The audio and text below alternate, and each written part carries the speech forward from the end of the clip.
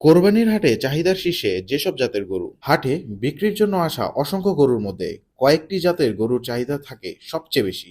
চলুন চাহিদার শীর্ষে থাকা কয়েকটি গরুর জাত সম্পর্কে জেনে নেওয়া যাক। শাহিওয়াল। এই গরুর জন্ম পাকিস্তান সিন্ধুতে। বহুদিন ধরে বাংলাদেশে এই গরুর উৎপাদন করা হচ্ছে। দেখতে অনেকটা লাল রঙের আর বেশ বড়। শাহিওয়াল জাতের গরু ধীর ও শান্ত প্রকৃতির।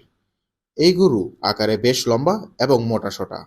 সাধারণত এ জাতের গরুর দেহের রং ফ্যাকাশে লাল, তবে কখনো গাঢ় লাল ও লালের মাঝে সাদা ও কালো ছাপযুক্ত হয়। এ জাতের গাভীর ওজন 450 থেকে 550 এবং ষাঁড়ের ওজন 600 থেকে 1000 কেজি পর্যন্ত হয়ে থাকে। এ জাতের গরু দেখতে মাথা প্রশস্ত, পা ছোট, শিং ছোট কিন্তু মোটা হয়ে থাকে। গল কম্বল বৃহত্তাকার যা ঝুলে থাকে। দ্বিতীয় নম্বরে হলো হোলস্টাইন ফ্রিজিয়ান। হোলস্টাইন অর্থ সাদা কালো ডোরাকাটা আর স্থানের নাম ফ্রিজল্যান্ড। এর সঙ্গে মিলিয়ে এই গরুর নাম হোলস্টাইন ফ্রিজিয়ান। ফ্রিজিয়ান জাতের গরু মাংসের জন্য পালা হয় না, কিন্তু তারপরেও বাজারে মাংসের সরবরাহে বিরাট অংশই ফ্রিজিয়ান গরু, কারণ এটি আকারে বেশ বড়। বিশ্বের যত গরু পালন করা হয় তার 50%-এরও বেশি ফ্রিজিয়ান জাতের। একটি হোলস্টাইন জাতের পূর্ণবয়স্ক ষাঁড়ের ওজন 1100 কেজি পর্যন্ত হয় এবং উচ্চতা 55 থেকে 70 ইঞ্চি পর্যন্ত হয়। তৃতীয় নম্বরে গরুটি হচ্ছে ব্রাহ্মা জাতের। ব্রাহ্মা। বাংলাদেশে যেসব ব্রাহ্মা জাতের গরু রয়েছে তার প্রায় কৃত্রিম পদ্ধতিতেই প্রজনন করা হয়। ব্রাহ্মা গরু মূলত মাংসের জাত বলে পরিচিত।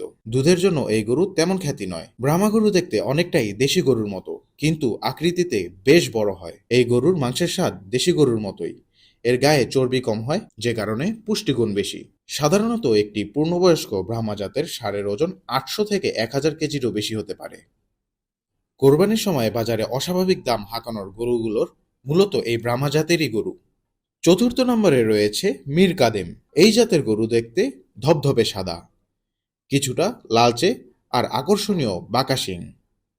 বাজারে এ গরুর ব্যাপক চাহিদা রয়েছে, বিশেষ করে পুরান ঢাকার বাসিন্দাদের কাছে এ গরুর ব্যাপক চাহিদা রয়েছে, তবে চাহিদার তুলনায় সরবরাহ কম। এই গরুর দাম 1,20,000 থেকে শুরু হয়ে 2.5 লাখ পর্যন্ত হয়। মীর কাদেমের মাংসের আঁশ কম থাকে, হাড় চিকন হয়। এই গরুর মাংস হয় নরম এবং তেলতেলে। তবে প্রাণী সম্পদ অধিদপ্তর বলেছেন দেশে মীর কাদিম জাতের ভালো সারের সংকট আছে, যে কারণে এই জাতের উন্নয়ন প্রক্রিয়া ধীর হচ্ছে। ভালো জাতের সারের বীজ নিয়ে এর সংক্রায়নের চেষ্টা করছে সরকার।